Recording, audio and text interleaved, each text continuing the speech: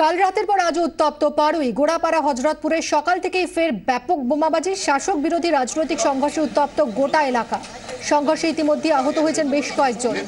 বোমার আঘাতে 3 জন জখম হয়েছেন, গুলিবিদ্ধ হয়েছেন আরো 2 জন। রাতভর সংঘর্ষের জেরে এলাকায় ঢুকতেই পারেনি পুলিশ প্রশাসন।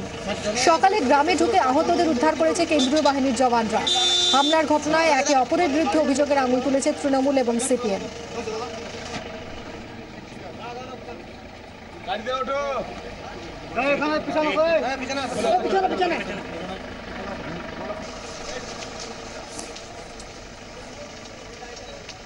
আমরা এখন হজরতপুরের গ্রামে দাঁড়িয়ে রয়েছি এবং যেরকম দেখা যাচ্ছে যে গতকাল রাত্রেই কিন্তু এই যে বাড়ি, এই ঘরগুলোকে কিন্তু ভেঙে দেওয়া হয়েছে, এইভাবে ভেঙে দেওয়া হয়েছে এবং আমরা গ্রামে একটা থমথমে পরিবেশ রয়েছে।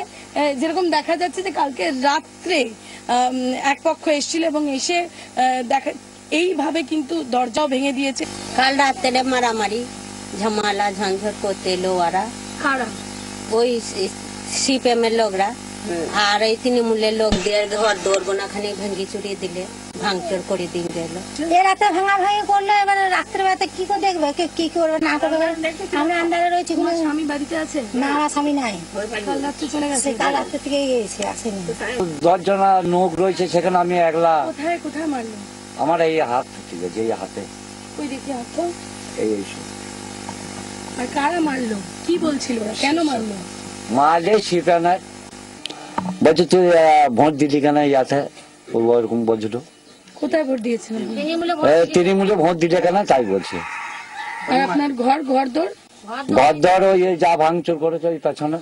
এসে ওদের বেটা ছেলেরা বাবারা এসে ছেলেদের সব চুয়ারি ফাগরি করছে, মা বোন তুলে ছেলেরা নাই, ওদের স্বামীরা নাই, ঘরে থেকে বাই করে নিয়ে আয়, নেদের মুখ কর তমুক কর বাকখানা করছে, সব সিপিএমের লোকরা করেছে। একেবারে থমথমে আতঙ্কের পরিবেশ এই হজরতপুরে। এখানে দেখে বোঝা যাচ্ছে যে কালকে রাত্রে কিন্তু এখানে বোমাবাজি হয়েছে। আমাদের বাড়িতে সব শুয়ে আছে, ছেলে আছে, একটি নানি আছে, বুড়ো মানুষ, আমার আছি। এসে দুটো বোম এসে দুজনতে মেরে দিলে, বলছে আই সালেরা সব বেরিয়ে যা, দেখে এলবো একবার। ওই বলে ওরা বোম দুটো ফুটিয়ে চলে গেল। তৃণমূল পার্টি। কালকে রাত্রে কি হলো? ওই ঘটনাই হলো কি, ওই বোম দেয়া বোমা ছড়া। কারা মারলো বোম? ওই তৃণমূলের লোকরা। একেবারে এই গ্রামে কিন্তু সমানে সমানে লড়াই, দুপক্ষের বিরুদ্ধে কিন্তু অভিযোগ করছে এবং পুলিশকে কিন্তু আমরা গ্রামে সেভাবে এখন অবধি দেখতে পাচ্ছি না। 24 ঘন্টার জন্য ক্যামেরায় বাপন সাহের সঙ্গে কমলিকা সেনগুপ্ত, পাটুলি। এই মুহূর্তে প্রসেনজিৎ মালাকার আমাদের প্রতিনিধি রয়েছেন ঘটনাস্থল থেকে টেলিফোন লাইনে। প্রসেনজিৎ, গতকাল ভোট শেষ হতে না হতেই শুরু হয়েছে বোমাবাজি, গুলি চলেছে এবং পুলিশকে এলাকায় দেখা যায়নি। এখন কি পরিস্থিতি নিয়ন্ত্রণে?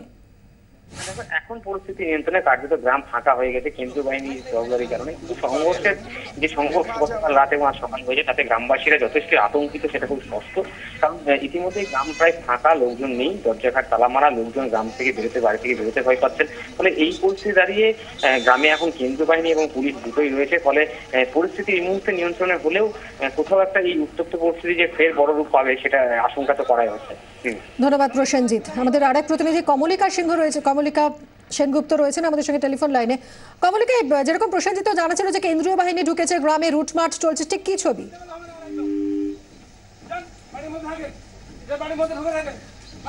আমাদের প্রতিনিধির সঙ্গে যোগাযোগ বিচ্ছিন্ন হয়ে গেছে এবং যে ছবি আপনারা দেখতে পাচ্ছেন, একদিকে সংঘর্ষে উত্তপ্ত পাড়ুই, গতকালের পর আজও বোমা গুলি চলে। গতকাল ভোট শেষ হওয়ার পরপরই লাগাতার গুলি বোমা নিয়ে সংঘর্ষে অগ্নিগর্ভ হয়ে ওঠে পাড়ুই।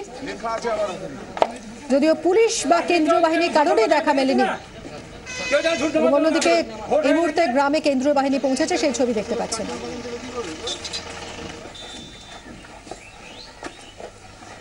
কমলিকা সেনগুপ্তর সঙ্গে আমরা যোগাযোগ করেছি।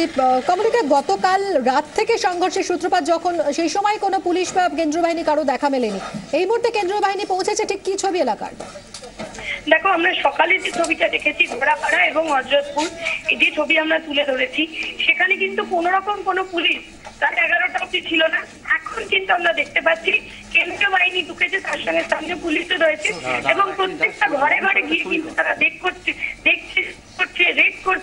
কিন্তু কালকে বিকেলে এই ভয়ঙ্কর পরিস্থিতি হওয়ার পর কালকে রাত্রে রাস্তা পুলিশের দেখা ছিল, আজকে সকালে পুলিশ কাল রাত্রে একবার এসেছিল ঠিকই, কিন্তু পুলিশ পোস্টিং কোথাও ছিল না।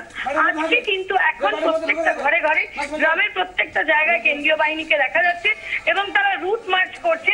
কিন্তু সকালবেলা যেরকম গুলি লেগেছে ব্যক্তি যার নাম হেমবাবু, যিনি সিপিআইএম সমর্থক বলে সিপিআইএম এর তরফ থেকে দাবি করা হচ্ছে, তাকে শিউরি হাসপাতালে নিয়ে যাওয়া হয়েছে। সেখান থেকে সকালবেলা থেকে কিন্তু আমরা দুটো গ্রামেই ঘুরেছি, কিন্তু এই পারুয়ের এন্টায়ার এলাকায় কিন্তু কোথাও কোনো পুলিশ সকাল থেকে দেখা যায়নি।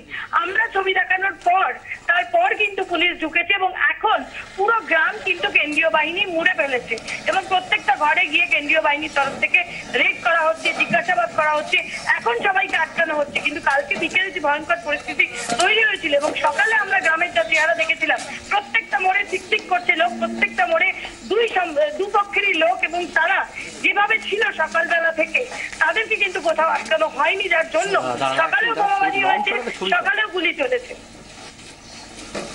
কমলিকা, এখন তার মানে পরিস্থিতি নিয়ন্ত্রণে?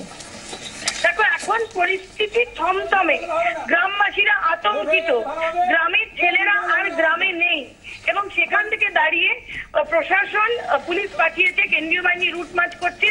সুতরাং সেই সকালবেলা যে আমরা ভিড় দেখেছিলাম, যে আমরা বিভিন্ন দলের জটলা দেখেছিলাম, সেইটা নেই। কিন্তু গ্রামে একটা আতঙ্কের পরিবেশ, একটা থমথমে পরিবেশ এবং গ্রাম থেকে সমস্ত ছেলেরা চলে গেছে, ঘর ছাড়া হয়ে গেছে। বুঝতে পেরেছি কমলিকা, অনেক ধন্যবাদ তোমাকে। কমলিকা সেনগুপ্ত আমাদের প্রতিনিধির সঙ্গে আমরা কথা বললাম এবং গতকালের পর আজও উত্তপ্ত পাড়ুই। গতকাল ভোট শেষ হওয়ার পরপরই লাগাতার গুলি চলে, বোমাবাজি হয় এবং অগ্নিগর্ভ হয়ে ওঠে পাড়ুই। আজও দফায় দফায় সিপিএম এবং তৃণমূলের মধ্যে সংঘর্ষ বাধে। সিপিএম এর দাবি যে তাদের 2 কর্মী গুলিবিদ্ধ হয়েছেন এবং আহত হয়েছেন আরো 3 জন, তাদের শিউরি হাসপাতালে নিয়ে যাওয়া হয়েছে। পরিস্থিতি নিয়ন্ত্রণে বিশাল পুলিশ বাহিনী আজ ঘটনাস্থলে গেছে। যদিও গন্ডগোলের সূত্রপাত হয়েছিল গতকাল রাতে, তারপর থেকে দীর্ঘ সময় এলাকায় পুলিশ বা কেন্দ্রীয় বাহিনী ছিল না বলেই অভিযোগ।